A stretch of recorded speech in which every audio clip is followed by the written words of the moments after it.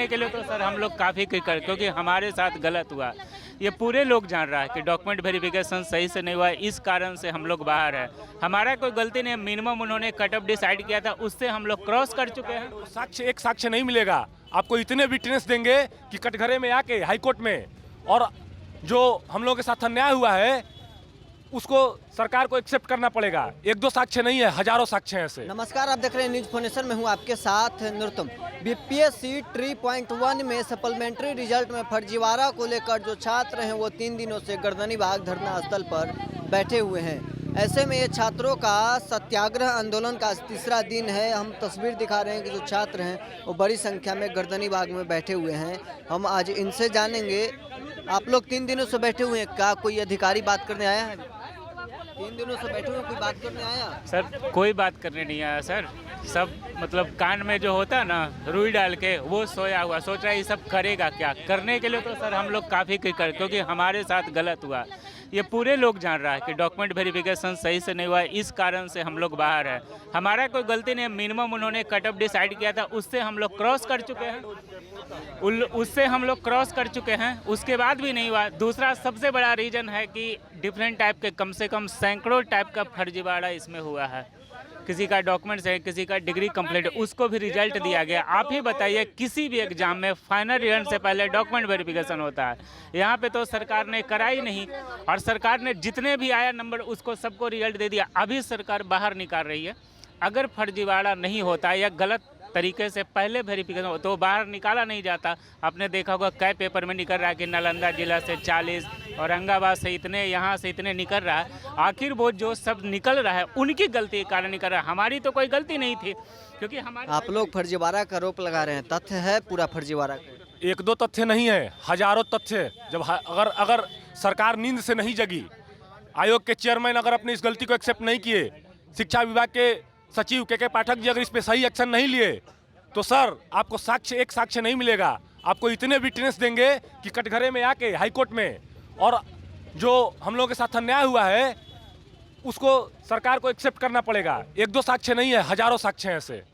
अब तक बैठे रहिएगा, सरकार सुन नहीं रही आपकी बात? अनवरत ये अनिश्चितकालीन आंदोलन है। ये तब तक चलता रहेगा जब तक कि बीपीएससी Tier 1 के कैंडिडेट के साथ जस्टिस नहीं हो जाएगा। और जस्टिस के लिए या तो हम यहाँ से जस्टिस लेके जाएंगे, और या तो इसी ठंडी में यहाँ पे हम दम तोड़ देंगे। कल निर्णय हुआ है कि Tier 2 का रिजल्ट आ रहा है, Tier 1 पर तो कोई सरकार, ये तो सब पॉलिटिकल स्टंट चल रहा है ना, ये तो पॉलिटिकल स्टंट है।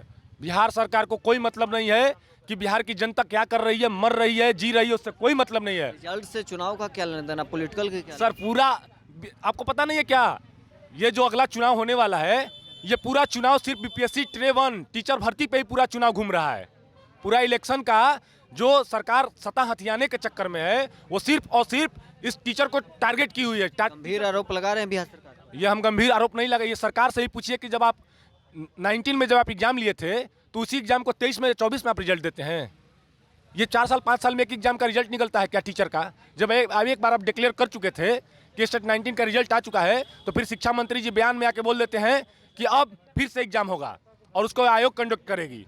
और आयोग ने कंडक्ट क्या कमाल दिखा दी, आप देख ही लीजिए कि जो मेरिटोरियस कैंडिडेट हैं वो इस ठंडी में गर्दनीबाग के धरना स्थल पे बैठे हुए हैं, और अयोग्य अभ्यर्थी जो कि एकेडमिक क्वालिफिकेशन पूरा नहीं कर रहे थे और कई तरीके से जिन्होंने बाद में अपनी एलिजिबिलिटी क्राइटेरिया को फुल किया, आज वो स्कूल में है।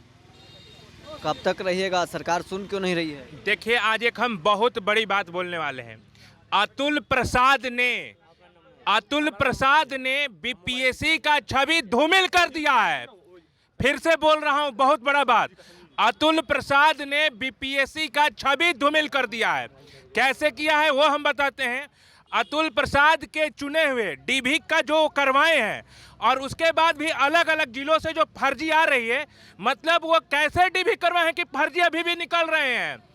कभी औरंगाबाद से लिस्ट आया, कभी मोतिहारी से लिस्ट आया, तो उनके जो अधिकारी, उनके जो कर्मचारी डीभी किए हैं, वो बीपीएससी का छवि ही ना धूमिल कर दिए हैं। अगर वो छवि धूमिल नहीं किए रहते, अगर वो डीबी अच्छे से करवाए रहते, तो आज हम लोग रोड पर बैठते यहाँ पर? बिल्कुल नहीं, कहीं किसी स्कूल के बोर्ड पर होते। लेकिन उनके गलतियों के कारण, बीपीएससी के कर्मचारियों के गलती के कारण, शिक्षा विभाग के अधिकारियों एवं कर्मचारियों के गलती के कारण आज हम लोग मेरिट लिस्ट में नहीं है।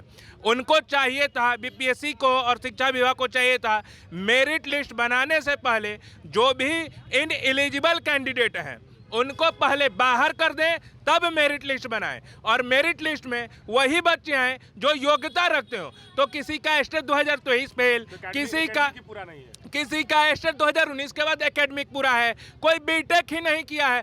क्या चल रहा है भाई? छवि तो बीपीएससी का तुम लोग धूमिल कर दिए हो। तुम लोग तो बिहार का छवि भी धूमिल करके रख दोगे अगर तुम लोग रहोगे तो। जल्द से जल्द अतुल प्रसाद रिजाइन मार दीजिए। आज हम ये बोल रहे हैं, रिजाइन मार दीजिए। शर्म बचा है ना अतुल प्रसाद, तो रिजाइन मार दीजिए आप। छवि को आप जो भी बीपीएससी का, मेरे नज़र में, इन बच्चों के नज़र में बीपीएससी एक उच्च अयोग्य था, उसको आपने धूमिल करके आज रख दिया है। आज हम संकोच नहीं करेंगे अतुल प्रसाद जी। अगर थोड़ा भी लाज बचा रहता तो आप जो इनएलिजिबल थे, जो अब बाहर हो रहे हैं, उसको आप पहले बाहर कर दिए होते। सीटेट फेल वाले, स्टेट फेल वाले सबको पहले घुसा दिए और फिर बाहर निकाल दिए। घुसाओ निकालो कर रहे हैं आप। और जो एक्चुअल में रोड पर रहते हैं, वो कहीं बोर्ड पर हैं। और जो बोर्ड के अधिकारी हैं, आज गर्दनीबाग धरना स्थल रोड पर हम लोग हैं, केवल आपके गलती के कारण अतुल प्रसाद। आप लोग कब तक रोड पर रहिएगा, बोर्ड पे कब जाइएगा? रोड पर जब तक हम लोग की मांग मान नहीं ली जाएगी तब तक रोड पर रहेंगे। लोग अतुल प्रसाद से रिजाइन भी मांग रहे हैं, लेकिन वो सुन नहीं रहे हैं। वो पता नहीं, आयोग को, उन्होंने आयोग की छवि धूमिल कर दी है। विदाउट डॉक्यूमेंट वेरिफिकेशन रिजल्ट नहीं देना था उनको। अभी जो सीट खाली हो रहा है 23,000 प्लस कर रहे हैं, टीआरई 3 देंगे। एक के बंदर को कई बार तुम नचाओगे? एक ही सीट को टीआरई 1 में बचा के टीआरई 2 में लाएंगे, टीआरई 3 में लाएंगे। ये कौन मदारी है यार? एक के बंदर को डिफरेंट नाच नचा रहा है। ट्री 2 का सप्लीमेंट्री रिजल्ट भी आ गया, लेकिन ट्री 1 का अभी तक नहीं आया है। टीआरई 1 में जो खामियां हैं, इनको बाहर आके लोग अतुल प्रसाद से रिजाइन भी मांग रहे हैं, लेकिन वो सुन नहीं रहे हैं। वो पता नहीं, आयोग को, उन्होंने आयोग की छवि धूमिल कर दी है। विदाउट डॉक्यूमेंट वेरिफिकेशन रिजल्ट नहीं देना था उनको। अभी जो सीट खाली हो रहा है 23,000 प्लस कर रहे हैं, टीआरई 3 देंगे। एक के बंदर को कई बार तुम नचाओगे? एक ही सीट को टीआरई 1 में बचा के टीआरई 2 में लाएंगे, टीआरई 3 में लाएंगे। ये कौन मदारी है यार? एक के बंदर को डिफरेंट नाच नचा रहा है।